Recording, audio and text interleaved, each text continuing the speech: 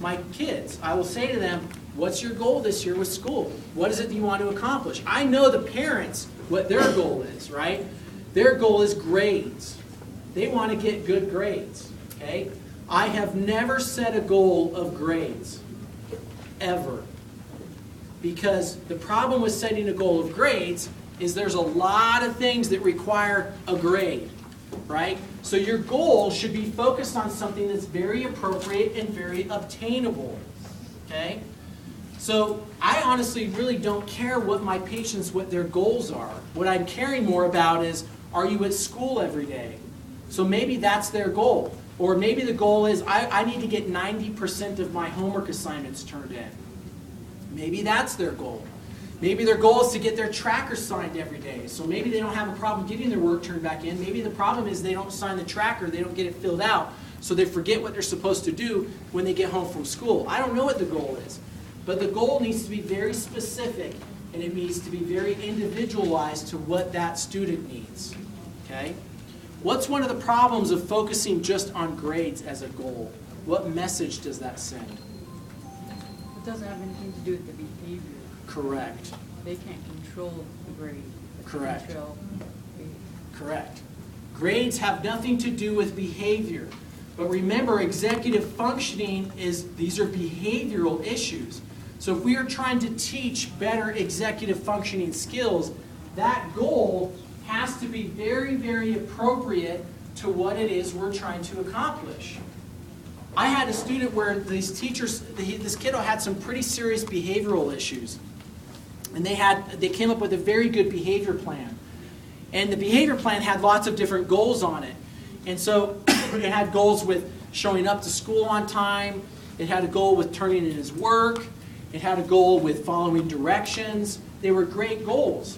But as I sat and listened to talk to these teachers, they were very frustrated because they kept saying to me, this behavior plan is not working. And I said, well, what's not working about the behavior plan? Well, the problem with the behavior plan is he's not focused. We can't get him to stay on task. He's constantly distracted. And I said, okay, well, how is he doing with following directions? He's doing really good.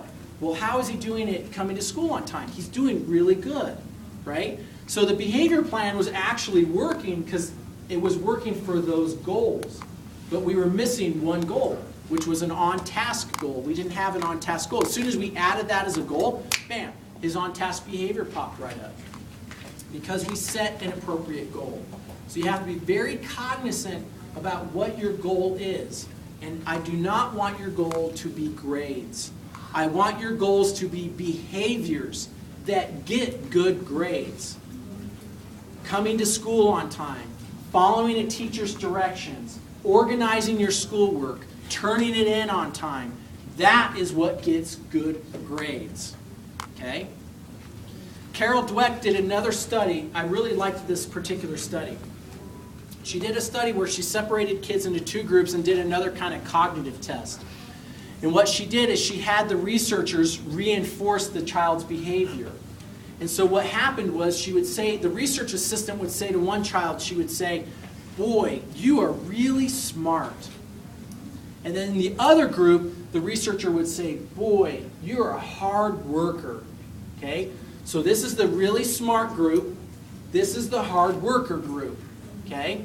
And then what they did is they retested them. So they took them through a test, and then they had the, boy, you're really smart, boy, you're a hard worker. And then they had the kids do another test. This test was really difficult, though. It was really challenging. Which group did better? The smart kids or the hard-working kids? Hard workers. The hard workers did 35% better. Okay? Huge difference. So we have to be very focused on what our goal is. And again, if you're focused on, hey, I want to see better grades this quarter, we have a problem because that's not our goal. Our goal is not grades. Our goal is to improve behavior that gets good grades. Once you set an appropriate goal, the second component to explicit instruction is teaching and modeling that goal. You must teach and model it. It comes back to the Hong Kong moms. The Hong Kong moms were really good at modeling what they wanted the students to learn, what they wanted their children to learn. Okay?